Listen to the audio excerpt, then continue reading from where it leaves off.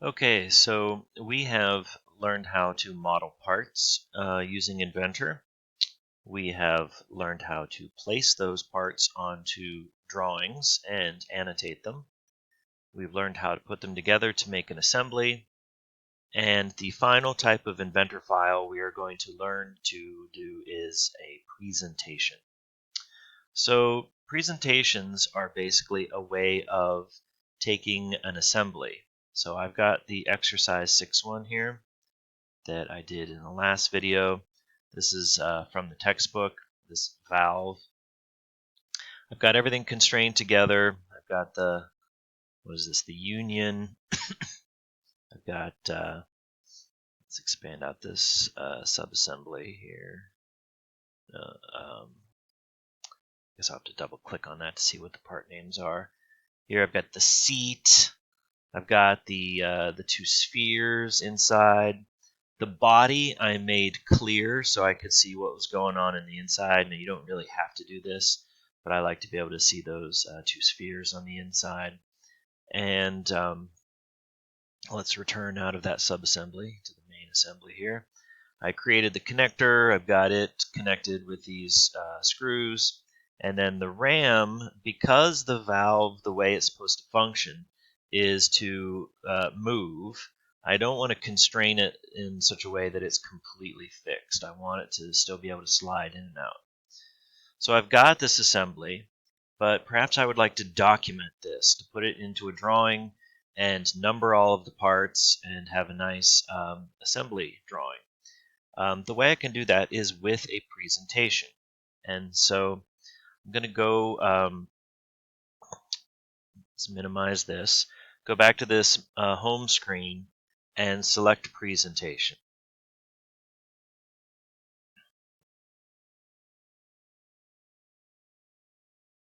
So it wants to immediately insert an assembly. All of these types are assemblies. All the extensions are IAM, IAM. So these are all of the assemblies here that it's looking for that I've got in this folder that I've been working in recently. And I want to go with this one, the finished one.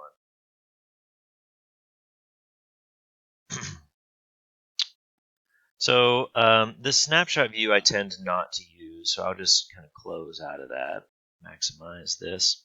And essentially, presentations can do several things. You can animate your object. So if this was like a piston in an engine, this RAM, and I wanted it to move up and down, it doesn't seem to be moving right now. Let's see.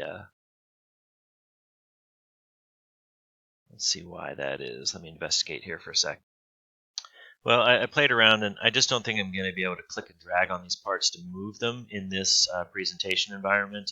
Of course, if I go back to my assembly file, it moves in and out. But the point I was trying to make is that you can, with a presentation, animate it so that if this were an engine piston that we wanted to move up and down, or we had wheels that we wanted to turn, or gears that we wanted to interlock and drive each other, we could do that in a presentation format. But right now, I'm not expecting you to create any animations. I basically just want to be able to pull these parts apart. And see, there's a live link here between the two. So I pulled out that RAM in the assembly view, and it updated in the presentation view. So if I move that back closer in, come back here to the presentation, the RAM is moved in here. So all I really want to do is pull these apart to show what's called an exploded view, a view in which I can see all of the parts. Now, I can kind of do that already right now because I made the body clear. But if I hadn't done that, I'd have to pull out these end caps and pull out the ball bearings in order to see them, which is exactly what we're about to do. So we do that by what's called tweaking the components. So we can start, for instance, here with this cap on top called the union, and I want to pull it straight up. to open this up to allow me to get the ball bearing out. So I'm going to tweak it. So I just tweak the component. I select which component I want to tweak.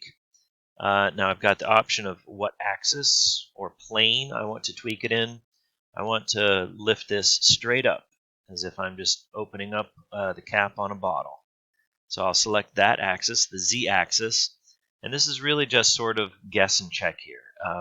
I'm going to say 2 inches. That doesn't look far enough to me. Let's double that up 4. 4 should be pretty good. 4 inches should allow me to then pull this ball bearing up here, the sphere, and have room for it to be in between these two. Basically, I just don't want my view to be too crowded. So I'll just hit the check mark and accept that. Then I can select the ball bearing. I have to rotate my shape a bit there to get it, and let's tweak that along the same axis. Let's go back to the home view here, and let's experiment with some distances. Maybe 3. Hey, that looks pretty good. So I'll accept that. So it automatically, by default, leaves these tails behind the tweaked objects.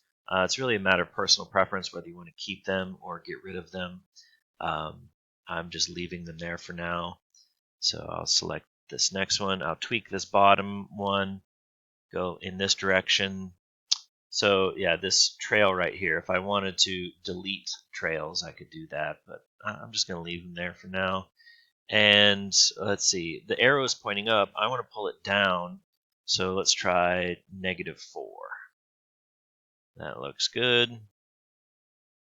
And I'll have to rotate my assembly here to get to that bottom one. I'll select it, I'll tweak it.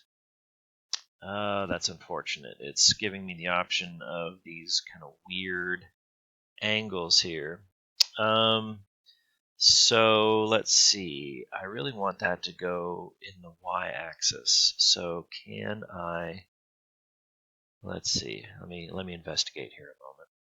Okay, so I figured out how I can fix this. So when I assembled this sphere in my assembly, obviously because it's a sphere, it doesn't have a top, bottom, or side, and when I assembled it into that body, obviously it's a little bit crooked. So the local axes for that part are at a funny angle. But up here, in these options here, if I switch my axes from local to world, now it's using the axes for the entire assembly, not just that individual part. Okay, and then that will allow me to choose that y-axis and tweak that down maybe -3. There, that looks good to me. Okay, so I've just pulled this apart. I pulled the 2 end caps off. I've pulled out the ball bearings. This is going to allow me to see all of my parts in an isometric view, so I can put this onto a drawing file. Let's see here. I still have the seal, the connector, the RAM, and these 2 bolts I need to pull apart. So let's start with the connector. I'm going to tweak that. And in this case, I do want the local axis, the axis perpendicular to the surface there. And I don't know, let's try 3 inches. Maybe I can go a little bit farther there. Let's go 4. I think that should give me enough room to show the seal here, and I'll pull the RAM out even farther. Okay, so let's tweak the RAM. Let's go ahead and tweak that. Select that axis, and this one I'm gonna have to tweak a lot. Let's say 10. Generally, I like to have a little bit of a gap. Sometimes, depending on the parts, they may overlap a little bit, but I don't think we'll have a problem fitting this onto a sheet if I tweak them in such a way that we do have a gap. So 11 inches allows for a little gap there. And again, your distances here that you tweak them apart do not need to be exactly the same as mine. We just want to pull them apart so we can see all the parts. So the exact distances are not critical. And then the two bolts, can I do them both at the same time? I can't remember. Yeah, I think I can. So I held down the control button to select both of them at the same time. Need to make sure I'm selecting the right axis there, so I rotated it a bit. And let's try -2. Let's go to the home view and see what that looks like. That's a little close to my connector there, so maybe if I go instead with -1.5. And now it's overlapping that one a bit, which is not the end of the world, but let's go with -1.75. And that's good right there. There's a little bit of a gap there, so I'm seeing all the parts. They're not overlapped. Actually, you know what? The bolts, since they assemble after, they're what holds in the connector. They should really be up here, shouldn't they? So I can go to the tweaks folder here. Tweak 7 is the last one I did. It was 1.75, but let's move these bolts up here near the RAM. So let's give it something like 5. That's not quite enough, is it? Let's go with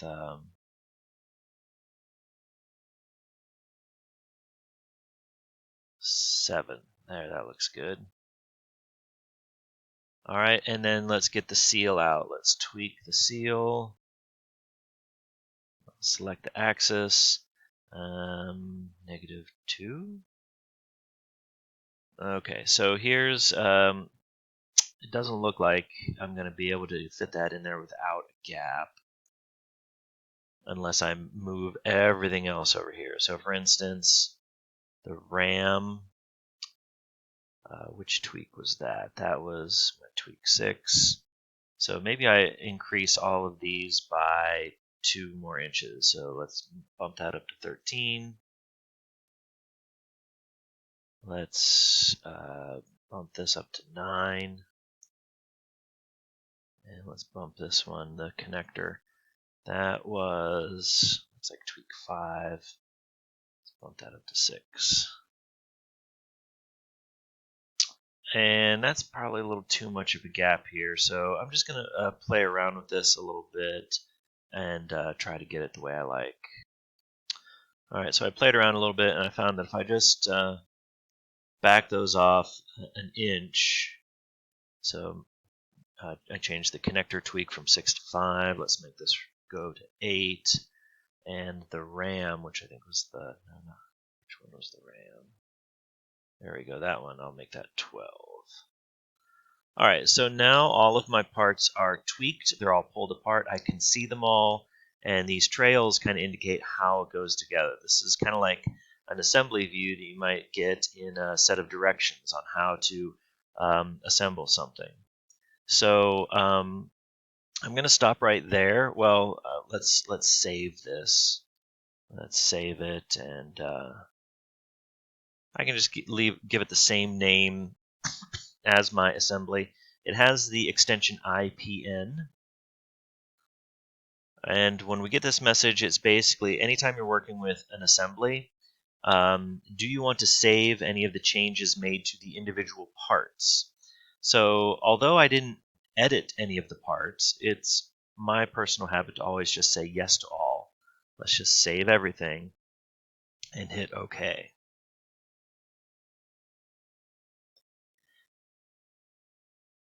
And it's taking a little while to save. All right, so I've saved this. I've got my presentation file. In the next video, I'll show you how to take this presentation file and put it onto a drawing.